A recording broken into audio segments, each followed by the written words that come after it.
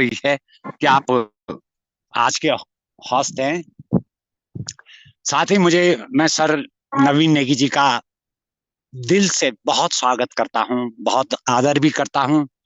और मुझे सबसे बड़ी खुशी ये है कि आप बाबा केदारनाथ जी की गोद में बैठे हैं और भगवान बद्रीनाथ जी आप पर भाल हैं। मुझे बार बार साहब का हुक्म होता है, नवीन नेगी जी का, कि आप जरूर रहिएगा मीटिंग में। मैं व्यस्तता के कारण मीटिंग में नहीं रह पाता हूँ, उसके लिए क्षमा प्रार्थी हूँ। और आप सभी लोगों का एक बार फिर अभिनंदन करता हूँ। जैसा कि मुझे उत्तराखंड दर्शन पर बोलने को मिला है, उत्तराखंड की जहां तक बात करें, उत्तराखंड ये हमारी जन्मभूमि है। और हम लोग, मैं तो अपने आप को क्या, हम सभी, हमारा हमारा धन्य भाग है कि हमने इस भूमि में जन्म लिया है।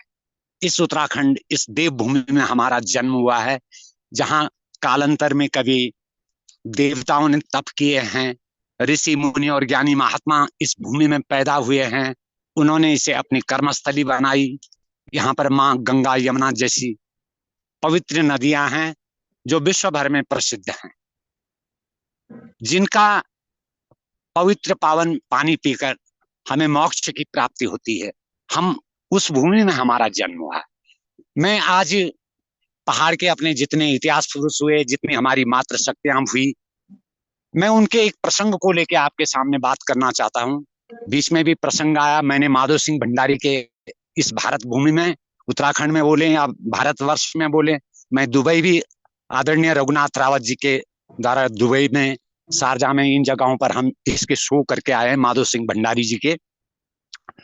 लेकिन बार बार मन में एक बात आती है कि हमारी जो मातृशक्ति, चाहे हमारे जितने वीर भड़वे, सबका जन्म जो है इस मातृशक्ति से हुआ है, इस देवभूमि में हुआ। ये कितने गौरव की बात है।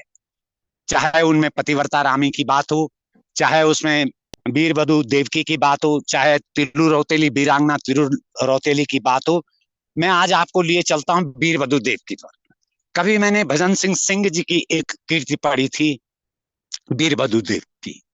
ये कथा है दरअसल सतपुली के पार, नयार के पार बैजरों घाटी में राठ के एक मुल्क है, राठ के किसी गांव की है। और ये कथा उस वक्त की है जब सेकेंड वर्ल्ड वॉर हुआ था, द्वितीय विश्व युद्ध हुआ था। उस वक्त हमारे भारत से हमारी गढ़वाल रेजिमेंट या जितनी भी हमारी भारत की सेनाएं थी, फ्रांस और जर्मनी के युद्ध में गई थी। तो फ्रांस युद्ध के समय की घटना है। उस राठ क्षेत्र में एक सिपाही थे हमारे, जो इंडियन फोर्स को बिलोंग करते थे। उनकी शादी होती है और शादी के बाद वो वीर वधु देवकी को ब्याह कर जिस दिन अपने घर लाते हैं, उसी के सेकेंड डे उनको वारंट मिलता है कि तुम्हें फोर्स के लिए बुलाया गया है, तुम्हें जो है फ्रांस की लड़ाई में जाना है। भजन सिंह जी लिखते हैं। बाद में आगे चलकर नरेंद्र नेगी जी, जो गढ़रत्न हैं, हमारी पहाड़ की बहुत बड़ी पर्सनैलिटी हैं, नेगी जी ने उस कविता को बोलूं या गीत को बोलूं, उसको गाया है। भजन सिंह जी लिख रहे हैं, एक दिन जब जरा घाम थो धार मां, रुमक पड़नी थी सारा संसार में। यानी गोधूली के वक्त की वो बात, उस किस्से को प्रेजेंट करते हैं कि जब बलबौना का गुरु घर आना था। वो ऐसा वक्त था कि जो हमारे उत्तराखंड के गांवों के जो पशु चारक होते हैं, अपने पशुओं को, अपने मवेशियों को लेके घर आ रहे थे। इतना सुंदर उन्होंने उसका चित्रण किया, इतना सुंदर वर्णन किया है। उस वक्त जो है रुमक पड़नी थी सारा संसार, मतलब सांझ ढलने वाली थी। और एक गांव में एक काबुल का पठान, कोई उस वक्त हिंग, फरड़ और शिलाजीत और ऐसे कई मसाले बेचने यहाँ आते थे, वो एक गांव में पहुंच गया। और उसके बारे में लिखा कि लंबो बदन भारी थो चोला, उसकी नीली आंखें थी और भारी बदन था। उसने सलवार कुर्ता पहना हुआ था, सदी पहनी थी, ऊपर से एक बहुत बड़ा पगड़ी बांधा हुआ था। उसको देख करके गांव के सारे बच्चे डरने लग गए। दादियां अपने पोतों को पकड़ के उसे कहने लगी, भाई तू मेरे आंगन से बाहर निकल जा, मेरे नाती पोते तुझे देख के डर रहे हैं। और वो बेचारा इतना परेशान था कि उसे रात्रि विश्राम के लिए कहीं घर चाहिए था, शरण चाहिए थी कि वो आज रात कहीं पर रुक सके। जब सारा गांव उसको अवॉइड कर देता है तो वो काबुली पठान गांव छोड़ के बाहर निकलता है। तो गांव से आधा किलोमीटर दूर ना वीर वधु देवकी का घर था। देवकी के पति तो फ्रांस की लड़ाई के लिए चले गए थे और घर में वो वीर वधु देवकी अकेली थी।